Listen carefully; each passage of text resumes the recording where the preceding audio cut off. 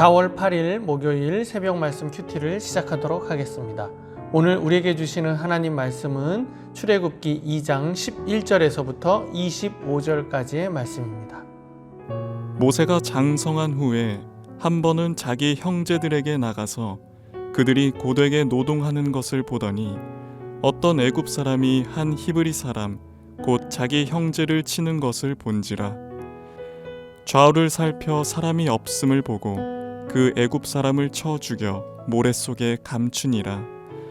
이튿날 다시 나가니 두 히브리 사람이 서로 싸우는지라. 그 잘못한 사람에게 이르되 내가 어찌하여 동포를 치느냐 하매 그가 이르되 누가 너를 우리를 다스리는 자와 재판관으로 삼았느냐. 내가 애굽 사람을 죽인 것처럼 나도 죽이려느냐. 모세가 두려워하여 이르되 일이 탄로되었도다. 바로가 이 일을 듣고 모세를 죽이고자 하여 찾는지라. 모세가 바로의 낯을 피하여 미디안 땅에 머물며 하루는 우물 곁에 앉았더라. 미디안 제사장에게 7딸이 있었더니 그들이 와서 물을 길어 구유에 채우고 그들의 아버지의 양떼에게 먹이려 하는데 목자들이 와서 그들을 쫓는지라. 모세가 일어나 그들을 도와 그 양떼에게 먹이니라. 그들이 그들의 아버지 르우엘에게 이를 때에 아버지가 이르되 너희가 오늘은 어찌하여 이같이 속히 돌아오느냐. 그들이 이르되 한 애굽 사람이 우리를 목자들의 손에서 건져내고 우리를 위하여 물을 길어 양떼에게 먹였나이다. 아버지가 딸들에게 이르되 그 사람이 어디에 있느냐. 너희가 어찌하여 그 사람을 버려두고 왔느냐. 그를 청하여 음식을 대접하라 하였더라.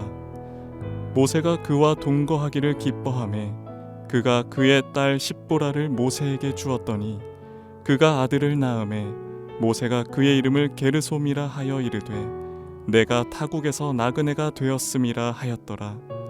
여러 해 후에 애굽 왕은 죽었고 이스라엘 자손은 고된 노동으로 말미암아 탄식하며 부르짖으니 그 고된 노동으로 말미암아 부르짖는 소리가 하나님께 상달된지라. 하나님이 그들의 고통 소리를 들으시고 하나님이 아브라함과 이삭과 야곱에게 세운 그의 언약을 기억하사 하나님이 이스라엘 자손을 돌보셨고 하나님이 그들을 기억하셨더라. 어제 말씀에 이어서 우리가 출애굽기를 계속 보고 있습니다. 어제는 모세가 나일강에서 건짐을 받았습니다. 그 이후에 오늘 11절 말씀에 보니까 장성한 후라고 하는 말로 이야기를 시작하고 있습니다. 모세가 어떻게 자랐는지 또 모세가 어떻게 히브리인인 것을 알게 되었는지에 대한 성경은 언급하고 있지는 않습니다. 그 이후에 어떤 사건이 일어나느냐, 자신의 동포가 형제가 애굽 사람에게 괴롭힘을 받자 애굽 사람을 쳐 죽이는 장면이 오늘 등장하고 있습니다. 그리고 자신의 동포가 서로 싸우는 모습을 보면서 거기에 중재자가 되려고 합니다. 그런데 거기에 대해서 이스라엘 백성들이 이렇게 이야기합니다. 누가 너를 우리를 다스리는 자와 심판관으로 삼았느냐라고 이야기를 합니다. 또 이 사실과 또 바로가 이 모세가 애굽 사람을 살인한 것을 알게 되어서 이 모세는 미디안으로 도망을 가고 미디안에서 살아가게 되고 십보라와 결혼을 하게 됩니다.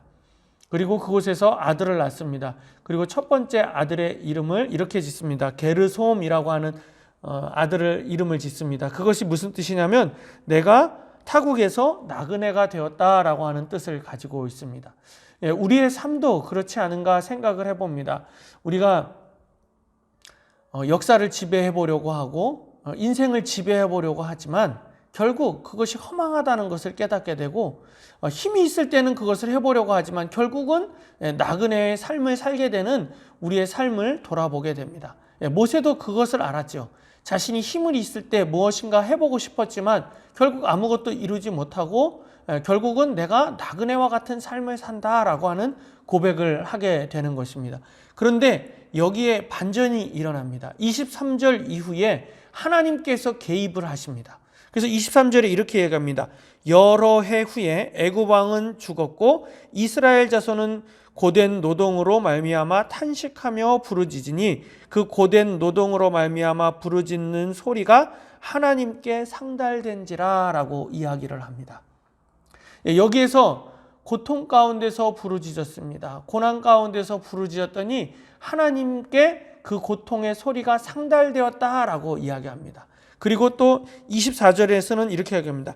하나님이 그들의 고통 소리를 들으시고 라고 이야기합니다. 하나님이 고통의 가운데 하나님 앞에 부르짖었더니 하나님께서 그 고통의 소리를 들으셨습니다. 그리고 여기에 하나님의 개입이 시작이 되는 것입니다. 그러면서 하나님이 아브라함과 이삭과 야곱에게 세운 그 언약을 기억하사라고 이야기합니다.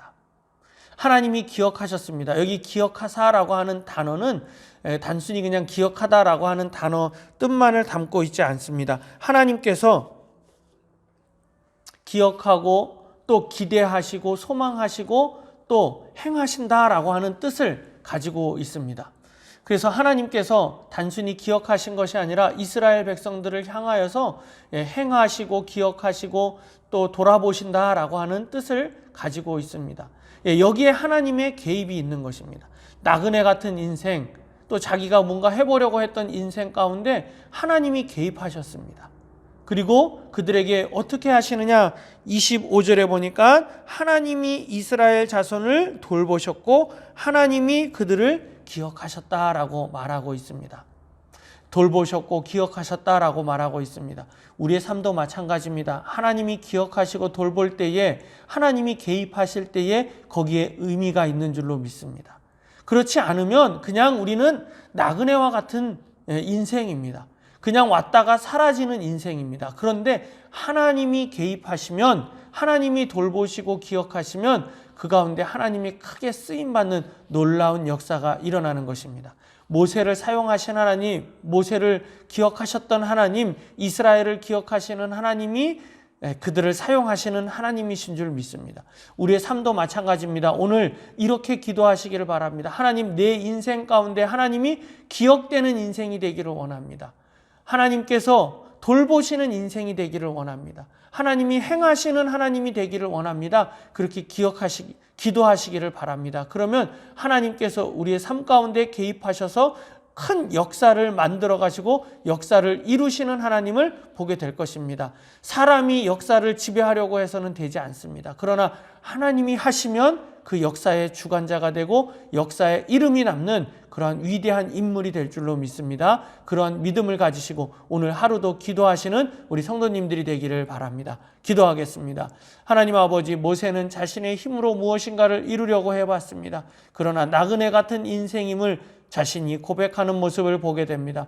그 가운데 하나님의 역사하심으로 말미암아, 하나님이 개입하심으로 말미암아 큰 일을 이루시는 것을 볼 수가 있습니다. 이 가운데 하나님께서 개입해 주시고 역사를 만들어 가주시고 우리의 인생을 기억하시고 돌아보시는 하나님이 되기를 원합니다. 오늘 하루도 그 하나님의 놀라운 은혜를 체험하는 저희들 되게 하여 주시옵소서. 예수님의 이름으로 기도드립니다. 아멘.